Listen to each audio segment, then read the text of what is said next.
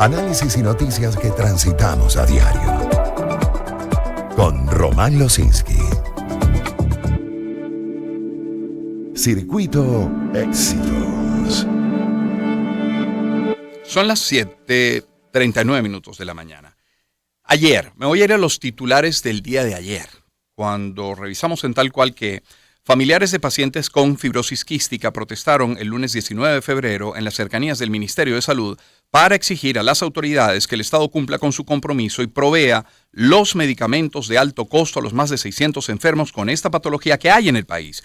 Ahora, hacen historia en tal cual. En diciembre de 2022, los familiares y pacientes fueron recibidos por la viceministra de Salud, Juliana Ramos, quien les prometió que a todos se les haría entrega del tratamiento completo en esos días. También la directora de farmacias de alto costo del Instituto Venezolano de los Seguros Sociales, Adriana Auge, también informó que haría llegar los medicamentos a las casas de los pacientes y que crearían un plan de acción inmediato. Ahora, Teresa Hernández, que es madre de un paciente con fibrosis quística, aseguró que en lo que va de año han fallecido ya 3 personas con esta enfermedad y recordó que fueron vidas que se hubiesen salvado de haber tenido tratamiento. Una de las fallecidas, 8 años de edad, otra 39, otra 30 y la otra 29. Partiendo de este titular el día de ayer, bueno, sí, tenemos efectivamente, como hemos visto, que madres de niños han denunciado la muerte de 3 pacientes. Lo reseña el Nacional. Detalla que a los afectados se les había dicho que se le comprarían los medicamentos, pero como hemos visto, al parecer no ha ocurrido. Entonces, comunicarnos hoy era necesario con el doctor Uníades Urbina Medina. Como saben, es médico, pediatra, intensivista, vicepresidente de la Academia Nacional de Medicina, quien fue presidente además de la Sociedad Venezolana de Puericultura y Pediatría. Doctor Urbina Medina, ¿cómo está? Hola Román, muy buenos días. Muchísimas gracias por el contacto. Doctor, ¿podemos recordar, por favor, un instante nada más para recordar qué es la fibrosis quística? ¿Quiénes la padecen más, por favor?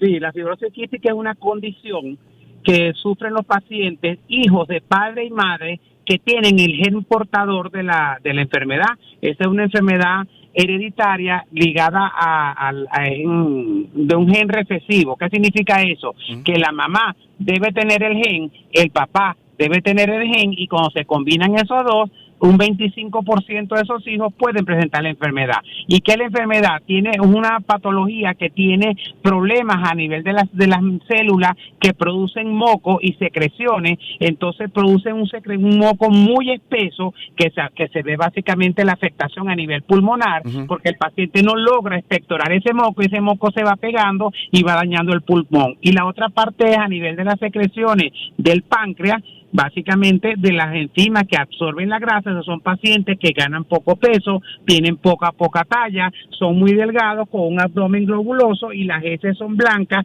y flotan muy malolientes porque tienen las grasas, no las absorben y las botan básicamente. Eso es a grandes rasgos la patología del paciente. ¿Y cómo se diagnostica?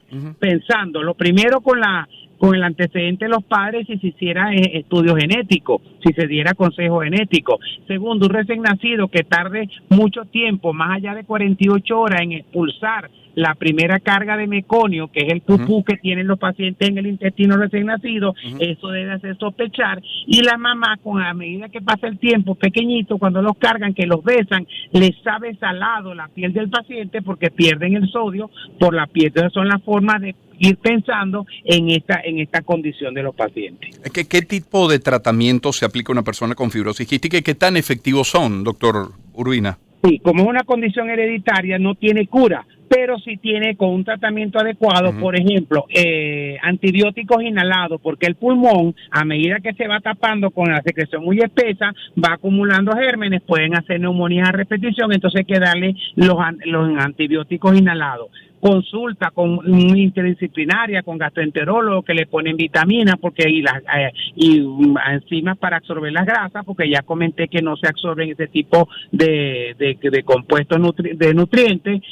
Tienen que tener ejercicio, por supuesto, sobre todo a nivel fisioterapia pulmonar, para que movilicen ese moco. Y actualmente la vida a nivel mundial, no en Venezuela, la sobrevida de los pacientes, antes se morían, Román, muy triste, 8, 10 máximo en adolescencia. Hoy día, con todos los tratamientos, con anticuerpos monoclonales, están llegando hasta 44 o más años de vida. Pero en Venezuela ya sabemos lo que comentaste con la noticia principal, que no se está dando.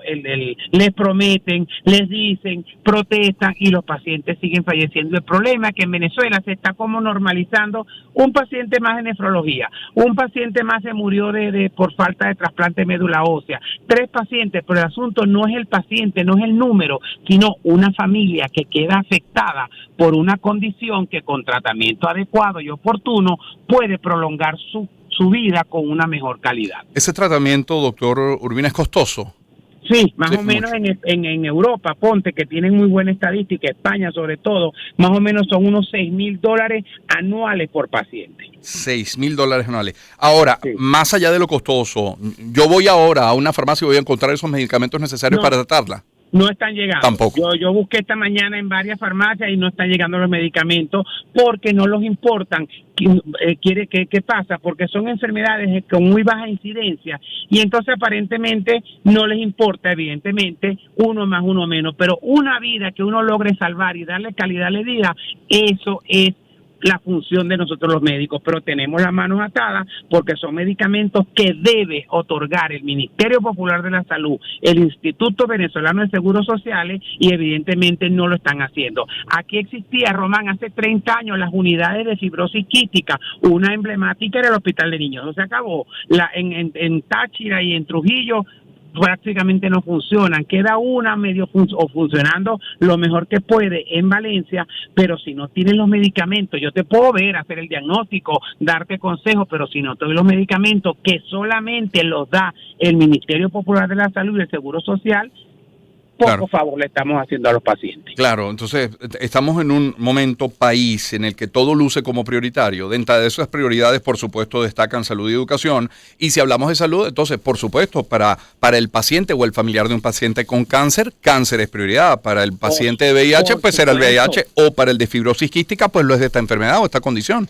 Totalmente de acuerdo contigo. Para un paciente, para una familia, para una mamá, tú le preguntas y su prioridad es la patología de su familia, sí, claro, de su hijo, y eso es lo que pasa, que no lo entiende el Estado venezolano, porque entonces uno busca, entonces siempre quieren utilizar la barajita, que las medidas unilaterales, coercitivas, no, si esto viene produciéndose desde hace 20 años atrás que se empezaron a desarticular las unidades de fibrosis quística, hace 7 años que dejaron de hacerse trasplantes, los equipos de diálisis no funcionan, y todo se lo quieren achacar a la pandemia, a las medidas coercitivas unilaterales, pero es que este problema lo venimos denunciando de hace mucho tiempo antes, las bajas coberturas vacunales, en fin, una cantidad de cosas, pero siempre asoman el joker de la barajita.